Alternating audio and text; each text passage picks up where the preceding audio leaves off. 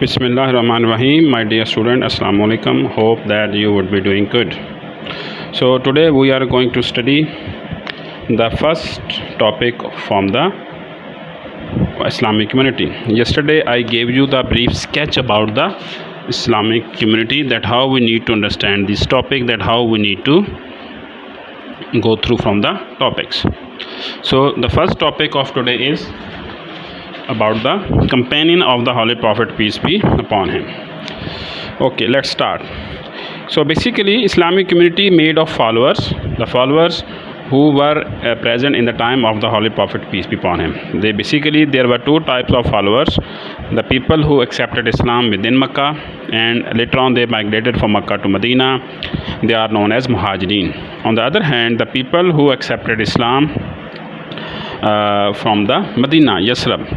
When Muslim migrated from Makkah to Yasrib, they were the people who helped them, became their follower, became their helpers, became their companions. Got it? So these are the people, they are known as companions. And that activity of companion, or the circle of companion, started to increase day by day, year by year. Because we will study about the numbers of them. So these are the people, they are known as the companion of the Holy Prophet, peace be upon him. The word used for companion in Arabic is sahabi, sahab. Got it? So the singular of is sahab, which means a person who used to remain with a person throughout his life, day and night. So that is why you need to have these points in your mind. Okay, definition: who can be known as Sahabi or companion? So because there were many people who were present in the time of the Holy Prophet, peace be upon him, they were non-Muslim, they cannot be given the title of Sahabi. There are some specific criteria, there are some specific condition. If anyone used to fulfill those conditions, that person can be given the title of Sahabi. So because Sahabi is the very honorable title which was given by the Holy Prophet, peace be upon him, and this cannot be given to everyone who was present in the time of the Holy Prophet, peace be upon him. Okay, what is the criteria? How we can say this person is a Sahabi or companion? Number one, a person must be a Muslim. Non-Muslim cannot be given the title of Sahabi. A person must be a Muslim, devoted and loyal Muslim. Number one. And number two, he must saw the Prophet, peace be upon him. So basically this is the most important criteria to be a Sahabi. Not only he must have accepted Islam, but also he must have seen the Holy Prophet, peace be upon him. There are many people who were in the time of the Holy Prophet, they were the Muslim, but they did not saw the Holy Prophet, peace be upon him. So they cannot be given the title of companion or Sahabi. They must have seen the Holy Prophet, peace be upon him. Third, they must died as a Muslim.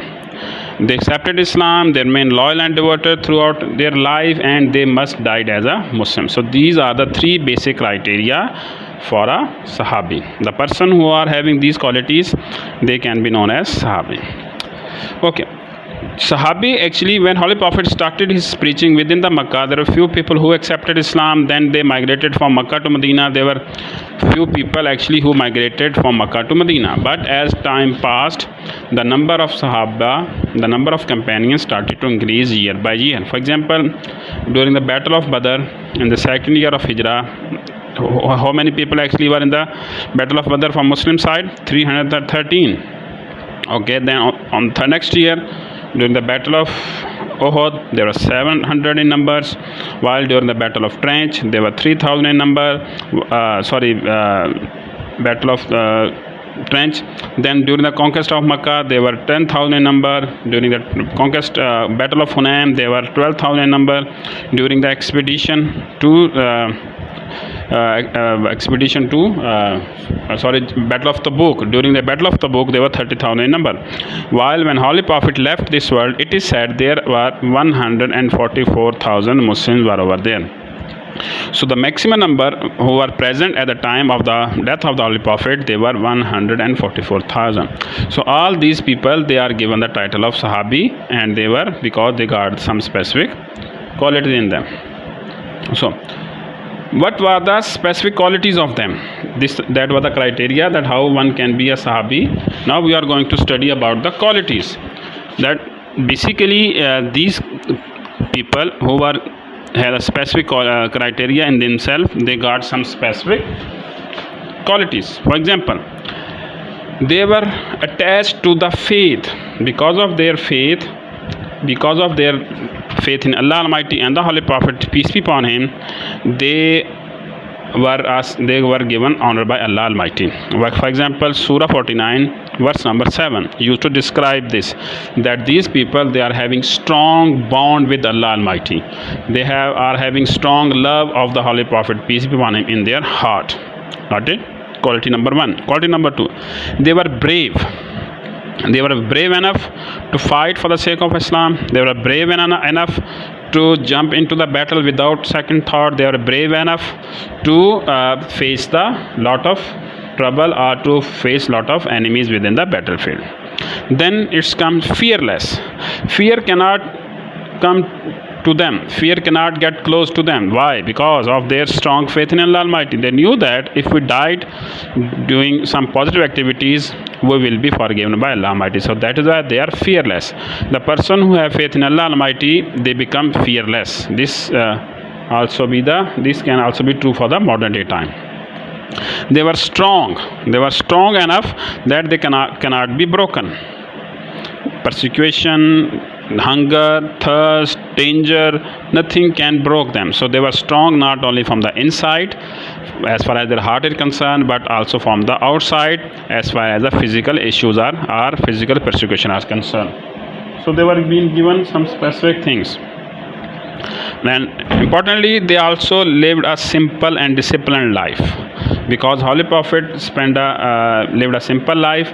In the same way, they were the people who also lived a simple and disciplined life, and they came under the supervision of the Holy Prophet. Holy Prophet taught them, and Holy Prophet brought them with some rules and manners. They were insulted and persecuted, but none of them renounced their faith. None of them actually stepped back from Islam. They accepted death, but did not step back from the Islam. So these are some important distinguished qualities of the companion from the time of the Holy Prophet, peace be upon him, because they were being trained, they were being guided by the Holy Prophet, peace be upon him. They become loyal and devoted toward Islam. Next is why we need to study them. Why we need to study them? We have studied about the Quran, history and importance of the Quran, then we studied about the life of the Holy Prophet, peace on him. That why we need to study these companions? This is a question. Okay, what is the answer of this question? Why we need them? Number 1, they are the pure channel of Quran and Hadith. We are having Quran with us. How it came to us? Because companion memorized it. The companion have written manuscripts of the copies of the Quran from the time of the Holy Prophet, and companion were the people who took part in the compilation of the Holy Quran. Hazrat Zaid was the person who brought Quran at one place by the order of Hazrat Bakr Siddiq and Hazrat Umar. Then companion were the people at that time who brought their manuscripts or written transcripts, whatever they are having in their houses. So mean that they are the channel of the Holy Quran, pure channel. By the companions we are having Quran with us without any change. In the same way, Hadith also came to us. Hadith also came to us by these people, the companion of the Holy Prophet, peace be upon him. They were the people who learned the Hadith from the Holy Prophet. They saw him, they learned him, they memorized the words of the Holy Prophet, and later on they went to different areas of the world and they preached the words of the Hadith without any change. So later on it was compiled into a book form. So the source of Quran and Hadith are the companions. So that is why we need to study them. It is important for us that we must have knowledge about these people. And secondly, they were the people who preach Islam. We will study in the paper 2, inshallah, that after death of the Holy Prophet, different people went to different areas like Kufa, Basra, Damascus, Egypt, Yemen, Makkah, Khaybar, Tabuk. The people, they went there, they settled down there, then they started to preach Islam, what they have learned from the Holy Prophet, peace be upon him. So basically, Islam spread in the different areas of the world by the companions. They were the people who started to teach the people everything. Then because of them, Islam became the power of the world. They became it was the companion who started to conquer different areas of the world. It was the companion who take Islam to different areas of the world. It was the companion who not only conquered the world but also trained them, but also taught them the teaching of the Islam. So it was companion who are the main source of everything. There are many hadiths which used to tell us about the companion, that why we need to study them. For example, hadith number 1, Holy Prophet said, my companions are like stars. Why Holy Prophet said this? Because in the old time, people used to use the positions of the star in the sky in order to know the direction. For example, North Star, East Star, there are many stars on the sky which used to help us to tell us the directions, the path. So Holy Prophet compared his companion with the stars, that like stars used to guide the people in the darkness, in the middle of the night, in the same way companions were the people who used to guide the people towards the right path. So Holy Prophet said, my companions are like stars. So why should not we study the stars? Why should not we study the people who are the source of guidance? Then Holy Prophet said, Khair al-Quruni karni, summa allazina yulunahum, summa allazina yulunahum. The best time of the world is of mine, then the time of their successor, and the time of their successor. So Holy Prophet called his fellows, his followers, his companion as the best of the generation, the people who are source of guidance, the people who are source of consolation, the people who are source of Islam and other things. Got it? Last but not least, Holy Prophet also said, every companion will be raised as a light on the day of judgment, because they shone the light to the people.